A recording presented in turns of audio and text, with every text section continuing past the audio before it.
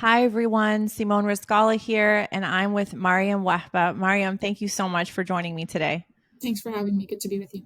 For those of you who don't know, some of you may remember Mariam from her Philos days, but she is now research analyst at FDD, the Foundation for Defense of Democracy. So, Mariam, I just wanted to talk to you briefly about your recent article in the Washington Examiner on Egypt's disappearing women.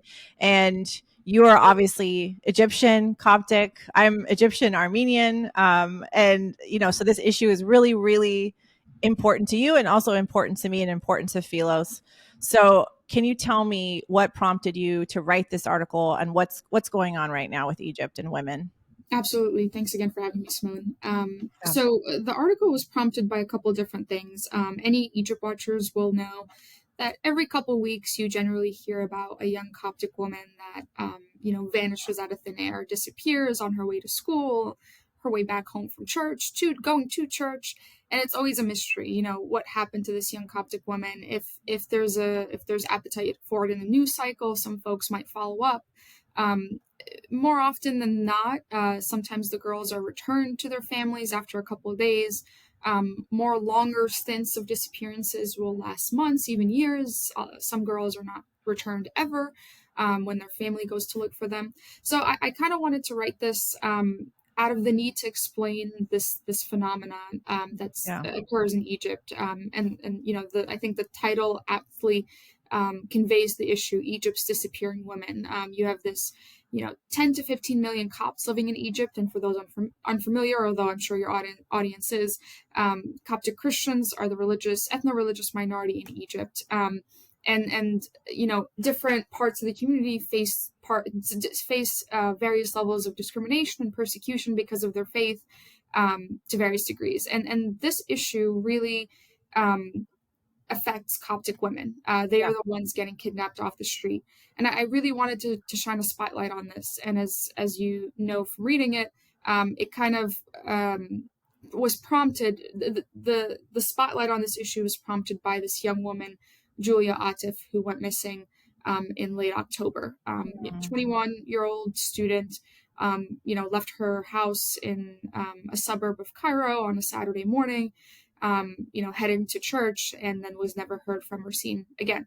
Yeah. We know now that she's been returned, thankfully, but it was a great way to use her disappearance to kind of tell the story of the disappearing Coptic woman. And I'm happy to kind of get into some of the ins and Yeah. outs and of why and how this happens. Yeah, I would love to hear that. I Just to be clear, like this is Christian women. Coptic means Christian. Egypt's Christian women that are disappearing. So this is particularly Christian women, Coptic Christian. And Mariam, my mom is Egyptian, so I'm getting like a text message every time there's a disappearing woman that we hear Yeah. about.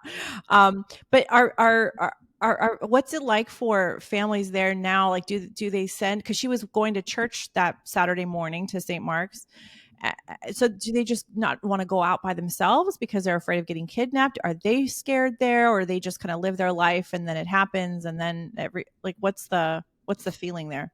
Yeah, I mean, this is not a new issue. This has been Right. happening for decades and some might even say centuries and millennia. This has been a reoccurring theme across the Coptic struggle, or the Coptic plight, if you will.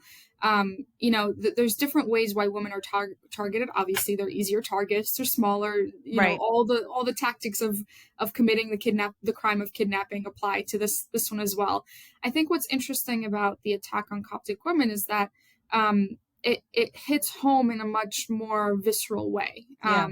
Obviously, the Coptic population has been dwindling for so many different reasons, but attacking young Coptic women is one way to ensure that there's fear in the community and ensure that women don't have you know the thought that they can go out onto the street and go to church, go to school. It restricts you in so many ways.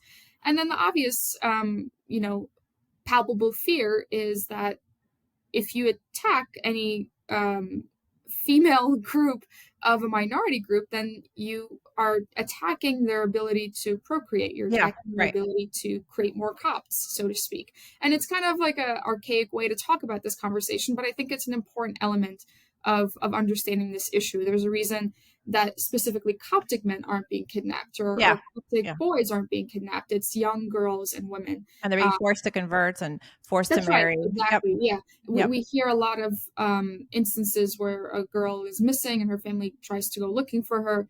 A video is released a couple of days after her kidnapping where she's wearing hijab and she's professing the Shahada, which is the Muslim declaration of faith, and then she's, when her family tries to look up her record, her ID card in Egypt's, It electronic changes. record, Like it suddenly, changes it's from suddenly Muslim now and not exactly. Christian. Yeah. Exactly. Yeah. So there's kind of like all these elements that we really have to understand, and like, how does this happen? Why did this happen?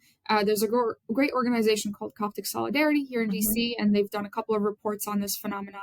And they had an anonymous source that kind of gave a little bit of details. Who the anonymous source was actually a former kidnapper.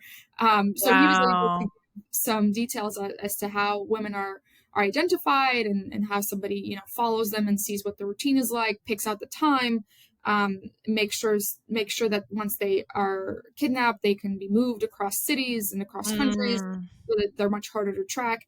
And the source, I mean, I won't speak to the credibility of the source or this report, but I used it in my article.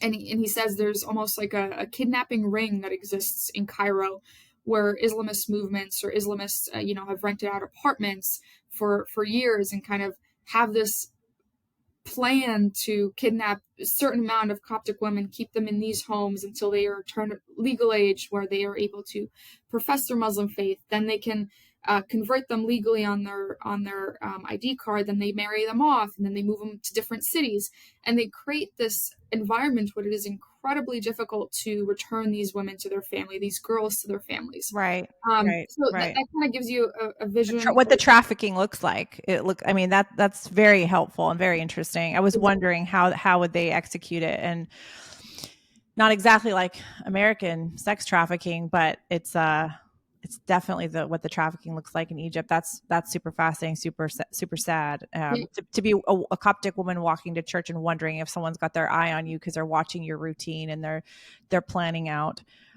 your kidnapping. We don't really have time to talk about like how do they get them back, and I'm so glad that Julia was returned. But what you mentioned in your article, the 2023 State Department report really like glosses over this issue. Um, what should the United States be doing that it's not? And then what can we regular people who care about Egypt's Christian women, what can we be doing as well? Absolutely. Great question. Actually, before I answer your question, I will say I think this is important for me to add this amendum.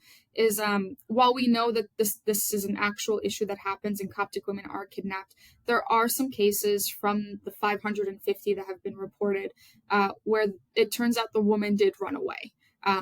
For whatever internal reasons, has something abuse going on in the home, something's wrong at church. So I do want to, Yeah. asterisk that and say that not every single case is the same. That you are going to have people who, run away and convert for real reasons. They feel a push towards Islam and they want to convert.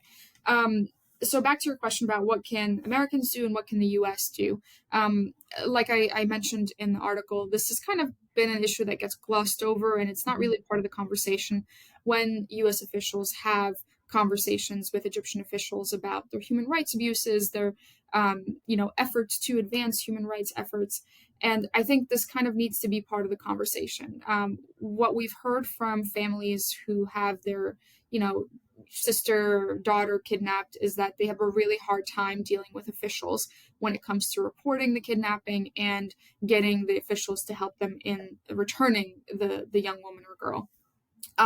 So I think that needs to be addressed at the highest levels. That should be part of our Egypt policy when we withhold aid, like we did a couple months ago. The U.S. Allots certain amounts of money to certain countries like Egypt, and then we have congressionally mandated withholds of that aid based on certain things. Yeah. Democracy reforms, human rights abuses are kind of the top two things we withhold some aid for. And I think this issue needs to be front and center when we withhold aid from Egypt. And it doesn't need to be, we will withhold aid, end of sentence. It needs to be, we will withhold aid until something serious is done about this issue, until Right. Christian officials show their intent to actually help resolve this issue and prevent it from happening, quite frankly. If it doesn't happen, then Right. nobody This needs is, to help. yeah. Theoretically, this is not hard to prevent. Theoretically. Exactly, Yeah. exactly. Or I mean, the whole issue when it comes to Egyptian officials and the Coptic issue is that there is such a culture of impunity. When these girls are returned, rarely, if ever, do you hear about, we found the kidnapper. He's been charged with Right. kidnapping, Right. and he's on trial, etc., etc. In my years of tracking this issue, I've never heard of that part of the story. Mm-hmm. So if it's happening, let us know about it. Egyptian officials, because that's Yeah. an important part of the story. When people are punished for committing crimes, there is a less likelihood of those crimes being Yeah. committed again. Not just the Um, kidnapper, but the officials to be punished for not following through with the right. consequences. Yeah. Right, exactly. So that culture of impunity really needs to be broken. What can regular Americans do about this?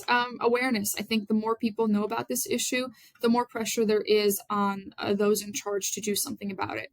And I do have to commend Egypt for the times where officials do step in and take proper action. And it's heartbreaking seeing these families.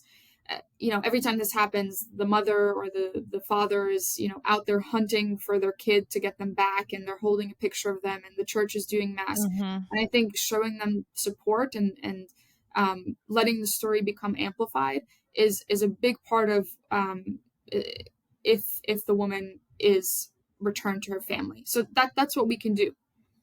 That's awesome. Thank you so much, Mariam, for coming on last minute to talk about this and for writing that piece and for all your work at FDD. Thank you so much.